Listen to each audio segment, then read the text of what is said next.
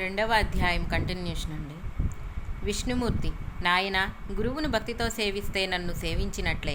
అట్టి శిష్యులకు నేను అధీనుడును. తల్లిదండ్రులను, విద్వాంసులను, విప్రులను, తపస్సులను, యతులను పూజించేవారు, పతియే దైవమని విశ్వసించి అతనిని సేవించే పతివ్రతలు కూడా నన్ను సేవించిన వారే అవుతారు అని చెప్పి వరం కోరుకోమన్నాడు. దీపకుడు ఆయనకు నమస్కరించి, గురువే సకల దేవతా స్వరూపమని, సకల తీర్థ స్వరూపి అని వేదాలు శాస్త్రాలు చెబుతున్నాయి. మీరిచ్చే వరం గురువు ఇవ్వగలడు కదా అన్నాడు. శ్రీమన్నారాయణుడు: మేమిద్దరము ఒక్కటే. మా ఇద్దరి సంతోషం కోసం వరం కోరుకో. నేను అది ప్రసాదించి ఎల్లప్పుడూ నీ అధీనంలోనే ఉంటాను అన్నాడు. దీపకుడు: స్వామి, అలా అయితే నా గురుభక్తి నిరంతరం వృద్ధి చెందేలా అనుగ్రహించు అని కోరాడు. విష్ణువు సంతోషించి, నీవు గురుసేవ వలన తరించావు.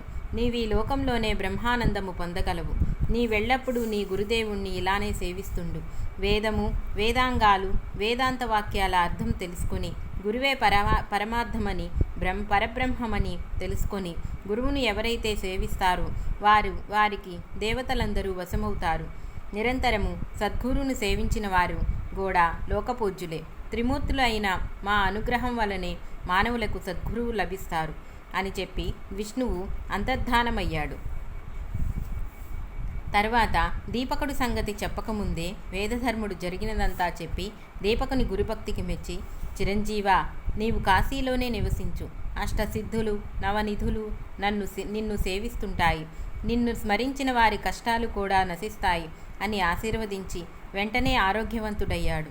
కాశీక్షేత్ర ప్రభావం తెలపటానికి, శిష్యుణ్ణి పరీక్షించడానికి, స్వధర్మాన్ని బోధించడానికి వేదధర్ముడు కుష్ఠిరోగి వలె కనిపించాడే గాని నిజానికి ఆయనకు పాపం ఎక్కడిది అని ఆయన శిష్యులను ఉద్ధరించడంలో అమిత కుశలుడు, లోకప్రియుడు, జీవన్ముక్తుడు, ఆదర్శప్రాయుడైన ముముక్షువు. తన ప్రారబ్ధాన్ని సంతోషంగా ఎలా అనుభవించాలో సాధకునికి తెలపటానికి, శిష్యుని భక్తిని, నిష్ఠ, ఓరిమిని, విశ్వాసాన్ని పరీక్షించడానికి మాత్రమే కుష్ఠిరోగగ్రస్తుడయ్యాడు.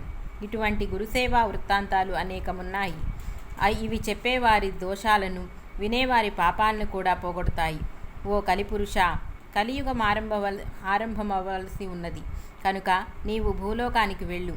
కానీ సద్గురువు భక్తిని నీవు కంటితోనైనా చూడవద్దు సుమా అని బ్రహ్మదేవుడు ఆదేశించాడు. అది విని కలిపురుషుడు ఆయనకు నమస్కరించి భూలోకానికి వెళ్ళాడు. గురువు యొక్క మహిమ ఇంతటిదని చెప్పడానికి వీలవుతుందా? నామధారక, ఎవరు సాత్వికమైన ఓరిమిని పొంది దృఢభక్తితో దైవాన్ని, భక్తితో సద్గురువుని భజిస్తారో వారు తప్పక కృతకృత్యులవుతారు. కాబట్టి నీవు పరమ శ్రేయస్సు కోరితే నిస్సంశయంగా శ్రద్ధాన్వితుడవై నరదేహంతో అవతరించిన శ్రీగురుని సేవించు అని సిద్ధుడు చెప్పాడు. శ్రీ దత్తాయ గురవే నమః. శ్రీ శ్రీపాద శ్రీవల్లభాయ నమః. శ్రీ నృసింహ సరస్వత్యై నమః.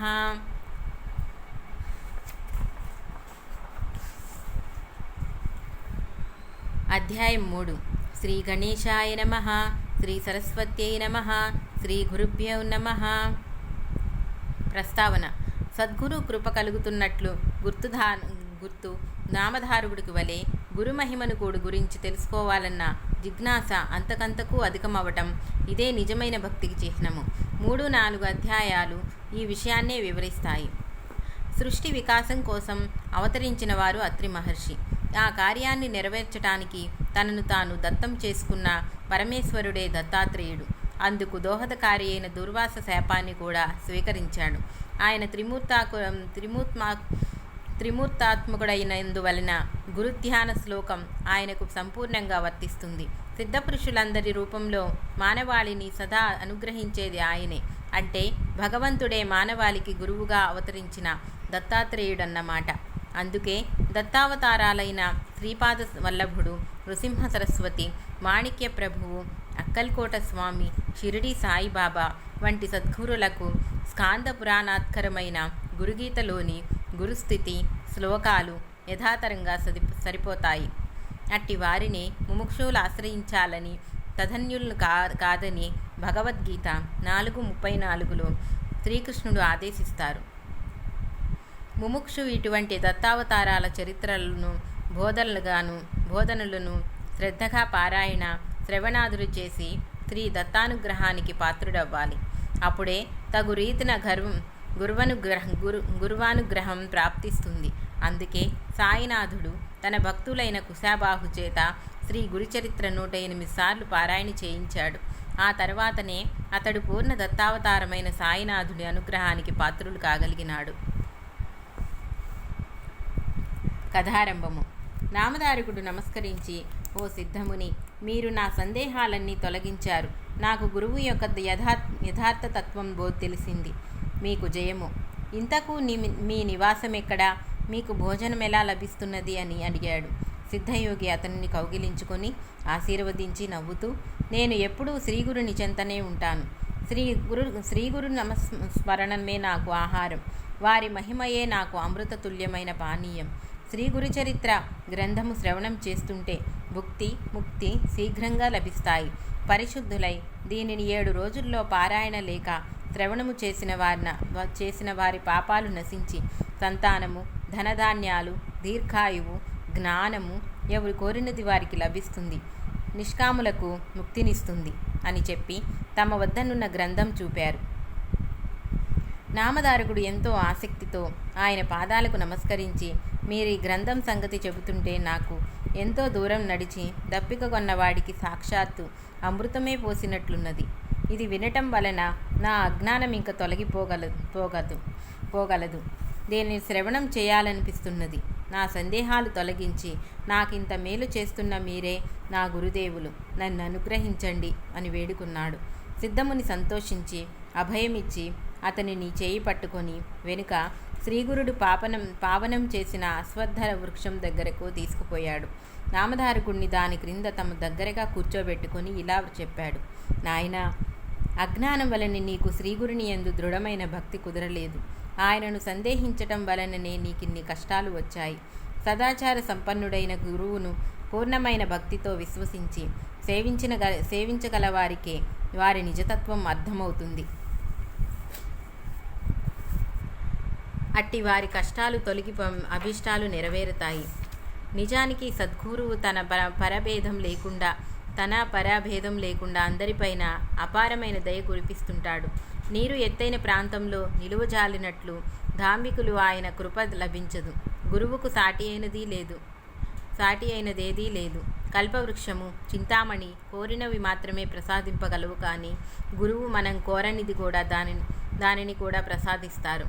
ఆయన స్పర్శ దీక్షతోనే మనకు ప్రపంచమంతా బ్రహ్మమయముగా దర్శింపచేస్తారు. ఆయననే శంకించే వారికి ఆయనేమి చేయగలడు? తనను సంపూర్ణ విశ్వాసంతో సేవించేవారి వెంటనంటి కాపాడటమే ఆయన ధర్మం.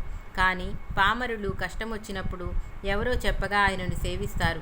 కానీ శ్రద్ధ విశ్వాసాలతో సరైన పద్ధతిలో సేవించరు. కనుకనే కొందరి అభీష్టాలు నెరవేరవు. అప్పుడు వారు తమకు గురువేమీ చేయలేదని ఆయనను నిందిస్తారు. నామధారకుడు ఆయనకు నమస్కరించి, స్వామి, నాకు శ్రీగురుని లీలలు వినిపించి కృతార్థుని చేయండి. ఈ శ్రీగురును త్రిమూర్తాత్మకమైన భగవంతుడంటిరి కదా, ఆయన మొదట అలా ఎందుకు అవతరించాడో సెలవీయండి అని వేడుకున్నాడు. సిద్ధముని సంతోషించి, శ్రీగురుని పట్ల నీకిట్టి శ్రద్ధ కలగటం ఎంతో శుభసూచకం. ఇంతవరకు శ్రీగురుని లీలలు గురించి ఇంత ప్రీతితో ఎవరూ అడగనే లేదు. ముముక్షువులకు మాత్రమే ఇట్టే అభిరుచి కలుగుతుంది. నీకు తప్పక పురుషార్థాలు ప్రాప్తిస్తాయి. నీ శ్రద్ధ నాకెంతో ఆనందాన్ని కలిగిస్తున్నది. నీవడిగినది చెబుతాను, శ్రద్ధగా విను.